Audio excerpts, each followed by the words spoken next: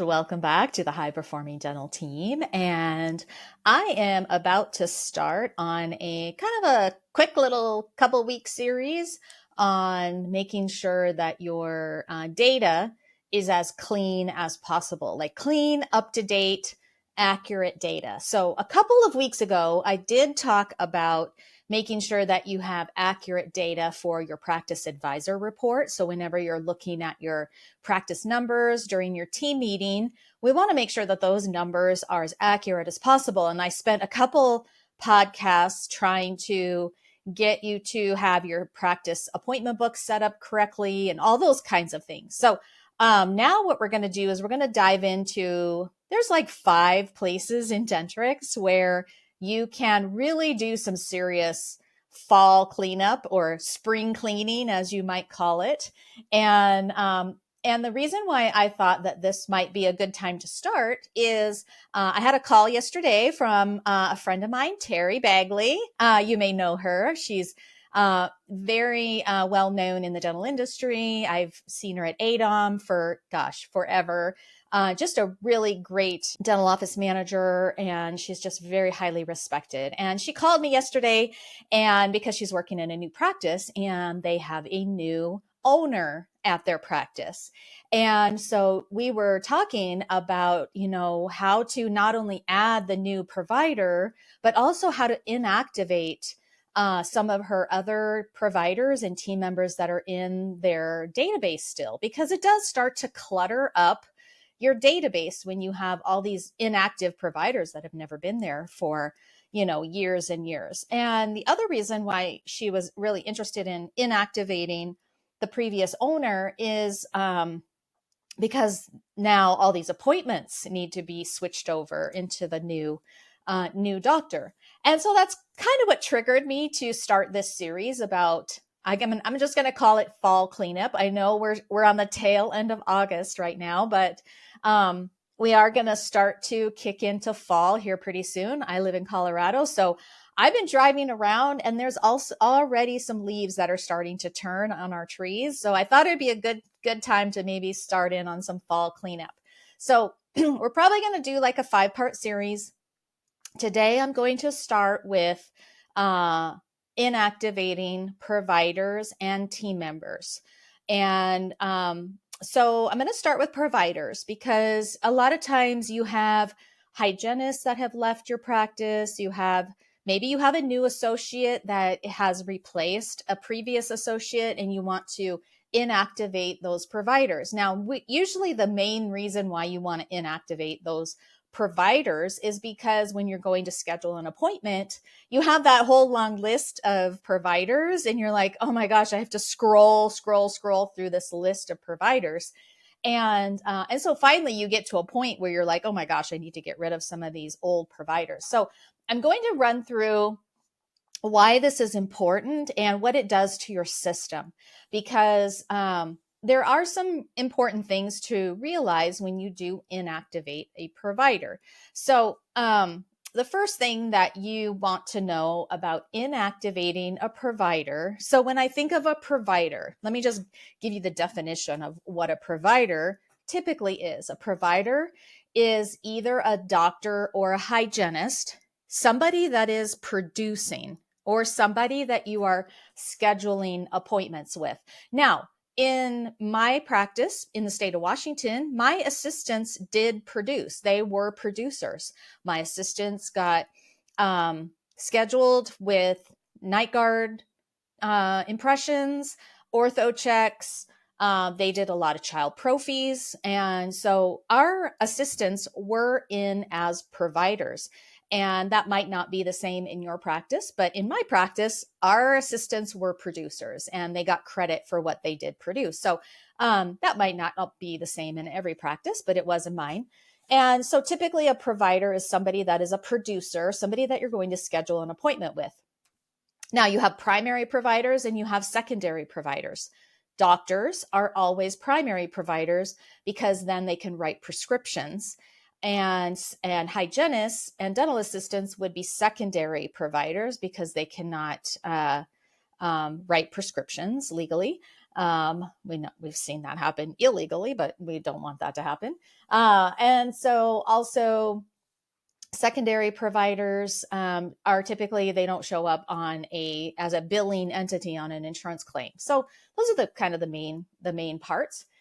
And so when you go to your practice resource setup, this is where you can inactivate a provider. Now, when you go to inactivate a provider, most people click on the provider they want to inactivate, and they click on the little inactivate icon, and then they get freaked out because they have to replace that provider with somebody. They have to give it a replacement provider. Okay, don't get too scared about this. The reason why Dentrix wants a replacement provider is because anything in the future is going to switch over to this new provider. It does not change anything in history. So I want you to be very aware, and I want you to be very confident that it is not going to change anything in history. And so it won't change any production. It won't change any payments that have been applied to that provider. It won't change any adjustments. It won't change any clinical notes. So don't worry about anything in history. So for example, let's say that you have a associate that has left, and maybe you haven't replaced the associate. Maybe just the owner of the practice is now the only doctor in the practice. And you're like, oh, well, I need to inactivate this associate. He's no longer here, but I don't have anybody to replace him with. Well, just replace him with the owner of the practice, the main primary doctor. Same thing with a hygienist. Maybe you had 3 hygienists. Now you only have 2, and you don't plan on replacing that hygienist that left. Just replace that hygienist with one of your current hygienists. Okay. So that's my recommendation with that. I know I get that question a lot because they're like, well, I don't have anybody to replace them with, so I don't know what to do. And so they get stuck on that first question, and then they exit out of it, and then they never finish. Okay, so that's my first piece of advice, is just replace the provider with somebody that is still working at your office. It's no big deal. And then the second thing that you're going to kind of get hung up on is its next thing is going to give you this whole long list of items that are going to happen when you inactivate this provider. Don't get too scared about that. I'm going to tell you the main things that are going to happen. When you inactivate a provider, probably the biggest thing that could make a big difference in your practice is if that provider that you're inactivating is a primary provider on the family file. So, on the family file, you have the provider 1. It's PROV1, provider 1. That is that patient's primary provider. So if you are inactivating a doctor, and that doctor is the primary provider, listed as the primary provider on any patient family file, it will then switch over the primary provider to that replacement provider. So that's probably one of the biggest issues or biggest changes that you'll notice when you inactivate a doctor. And same with a hygienist. If that hygienist is listed as the provider 2, so a lot of times when I'm training offices, I will recommend that the provider 2 is the patient's recommended or preferred hygienist. So if that hygienist is listed as provider 2 on any family file, it will switch that over as well. The reason that I want to bring that up first is because there are several reports in Dentrix where you can filter the report by primary provider. Probably one of the most significant reports is the aging report. The treatment manager can be filtered by primary provider. Many of the searches, like the letters and custom lists, you can search by primary provider. So it is a significant field, and I just wanted to bring that up first. The next most important piece that you will notice when you inactivate a provider is if there are any future appointments that are scheduled with that provider. And so if you have, like Terry, she had a doctor who now she needed all of those future appointments to be moved over into the new doctor. So she really wanted it to happen. I've had it where it happened and then the doctor calls me up and says, "Oh my gosh, I didn't know it was going to do that." Um, and and the reason why it was such a big deal is because they had not set up the provider for color, like a color in their provider setup, and all the appointments were black. And so it kind of freaked him out a little bit. And I said, "Don't worry, calm down. We'll just set up that provider's color and then it'll switch it all over." And it did fix it. But it was kind of freaky because you saw all these black appointments all over the appointment book. And so if you want that to happen, I just want you to know that it's going to switch over any future appointments. Now, of course, what I just recently said a few minutes ago is it does not change anything in history. So all the past appointments are fine. There's nothing wrong with any of the past appointments. And then I think that the next significant thing that it will replace with the new provider is any treatment plan procedures that have been treatment planned with that provider will now switch over, because that's still in the future, that those treatment plan procedures have not been completed yet. Any office journal reminders, because those are in the future. Let me think. I guess I could pull up the list, but those are the most significant things.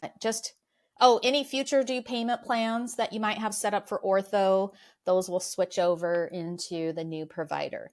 So that's, and then the next question, the third question that you're going to get, typically the most common answer for the question of, do you want to move the accounts receivable balance over to the new provider? The most common answer here is no, you don't want to do that. Most offices do want to continue to make payments towards that old accounts receivable, that old provider AR, rather than switch over the AR to the new provider. So I would say 90% of the time, offices are saying no to that question. You don't want to move the accounts receivable over. And then I think that's the last question. And then it will let you inactivate that provider. And then that provider will drop off the list. Now, you think that that provider is also going to drop off your provider AR totals report. It's going to drop off your day sheet if you print your day sheet with provider balances. But that won't happen if that provider still has any accounts receivable. So if you have not been allocating payments and allocating adjustments to your providers, it's very possible that that provider may still have an accounts receivable balance. So then that provider is still going to show up on your day sheet, still show up on your provider AR totals report. So just kind of let that happen. And when you do make payments, if that provider still has an accounts receivable and you are allocating payments, then it's very possible that that provider is going to still have payments applied to them. Okay, so that's the biggest thing with providers. Now, if you're going to inactivate team members, I know in Dentrix, they're called staff. We don't like to call our team members staff because that's an infection. We do like to call them team members. But in Dentrix, they did use the terminology staff. So if you're going to inactivate any team members, I don't know why Dentrix has done this, but you do have to have all computers out of Dentrix in order to inactivate a staff member. You don't have to have everybody out of Dentrix in order to inactivate a provider, but you do for a team member. And so you'll have to do this on a non-work day, or maybe at the end of the day, or maybe before you start work. But all computers will have to be out of Dentrix in order for you to inactivate a team member. And so same process, just less questions. Okay. There's just no questions about balances, accounts receivable balances, and things like that. But you will still have to give that team member a replacement. And so if you have a a treatment coordinator that has now left, and now you bring on a new team member, then you can just easily replace that person with the new person. But now if you have a team member that left, and maybe you're not going to replace her, maybe you had a financial coordinator who was in charge of accounts receivable, and she was managing all the past due insurance claims, and now maybe she left, and now you're going to hire Wisdom or eAssist for your accounts receivable insurance claim management. You're going to hire a third party for managing that process, and you're not going to replace a team member. Then you're kind of stuck with that first question again. I have to replace this person with someone. Now, who do I pick? Just pick a current team member. It could be your office manager, could be your receptionist, it could be your scheduling coordinator, whoever it might be. Just pick somebody that still works there. Remember, it does not change anything in history. So any office journal notes will not change. But if you have any office journal reminders that are connected to that inactive team member now, those will switch over.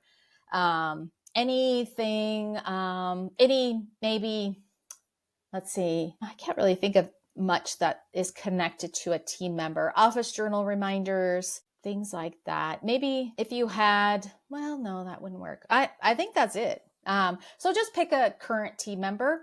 It's not going to change anything in history, so don't worry about that. But one thing that you will notice on both providers and team members when you start to inactivate them is if you're using the Dentrix time clock, you will get time clock reports onto the batch processor, because it will remove them also out of the time clock, both of the providers and team members. It removes them from the time clock. So you will get a report that shows up on your batch processor. I think it's a provider staff time clock report. It shows up on your batch processor as soon as you inactivate a provider. I see that a lot with new Dentrix offices, because we're usually inactivating a lot of people at the same time. So we get this whole stack of time clock reports. So I just wanted you to be aware of that. All right. So that's the first of our series of doing some fall cleanup, inactivating providers and team members. And I hope you found this episode helpful. I hope you found it educational. Please rate it, review it, share it with your colleagues. If you have other office managers, if you're in an office manager study club, or you're in a Seattle study club and your doctors are asking you about Dentrix resources, please share our podcast. I would really appreciate.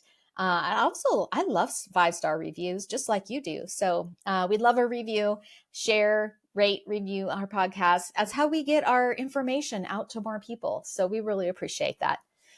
All right. Well, I hope you have a great rest of your day. If you are listening to this on your commute into work, I hope you have a great work day. If you're on your way home, I hope you have a great evening with your friends, family, or whatever you're going to do this evening.